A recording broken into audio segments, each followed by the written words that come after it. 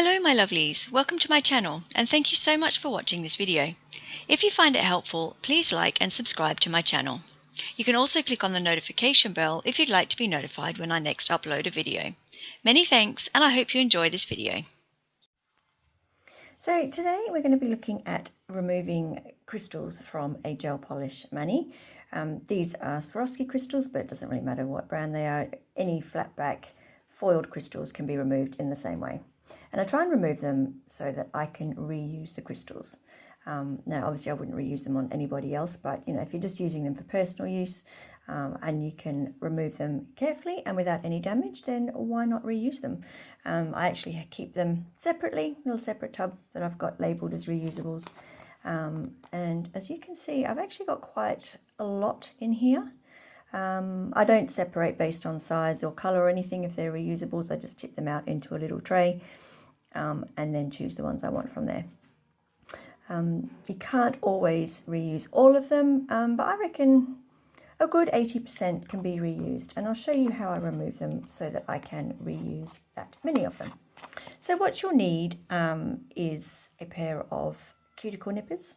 You want an old pair. You want a pair that you do not use for actually trimming your cuticles, partly because you want them, once basically you use them to remove crystals, it's going to dull your blades and they're not really very good for trimming cuticles anymore.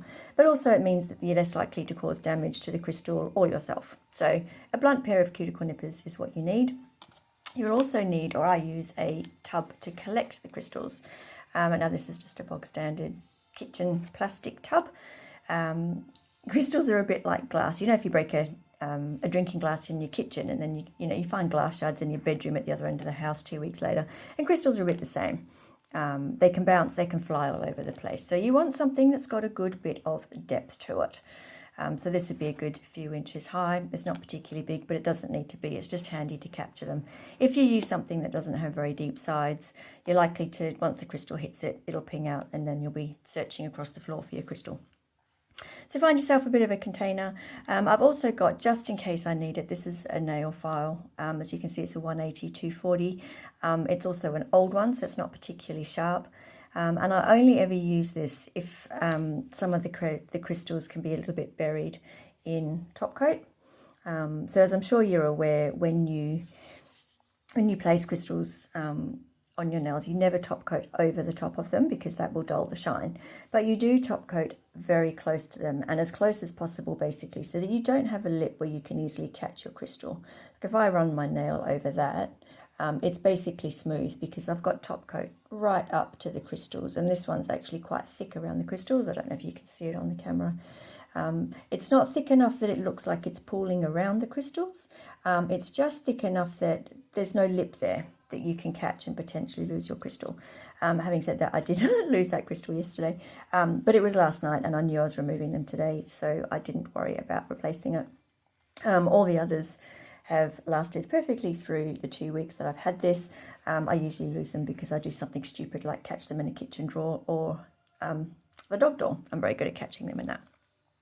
So basically, just grab your nippers. You want to choose the crystals that have most space around the side of them. Like this one here has got a good amount of space. But I wouldn't start with that purple one, for instance, because it's surrounded by crystals. You want to start with the ones that have as much free space around them as possible.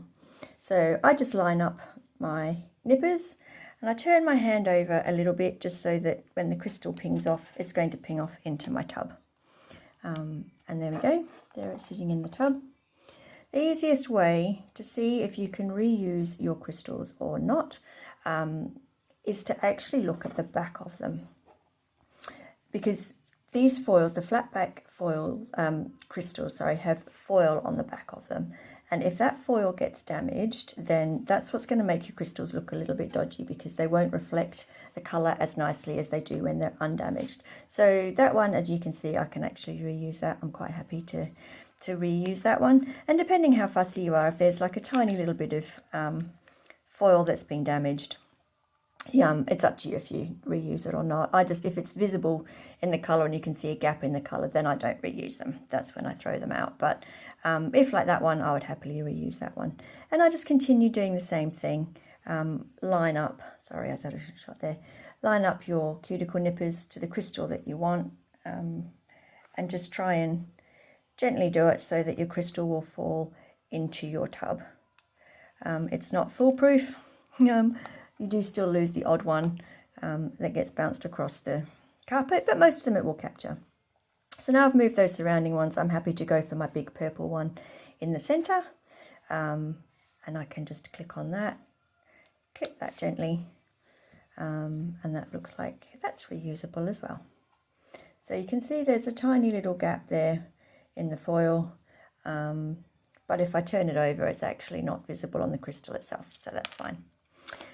So yes, this one, just work your way through your crystals and tip them into your little tub, and we've captured all of those ones.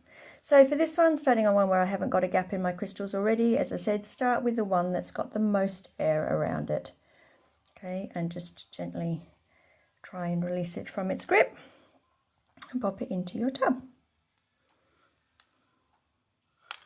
That got two at once, so that was handy. If you just clip them lightly, you're a lot less likely to damage the sides of them, and you're far more likely to just get the crystal just to fall right into your plastic tub. Same applies if you're doing your non-dominant hand. I am right-handed, so doing this with my left hand is always a little bit tricky, so you need to be that much more careful. But the process is exactly the same.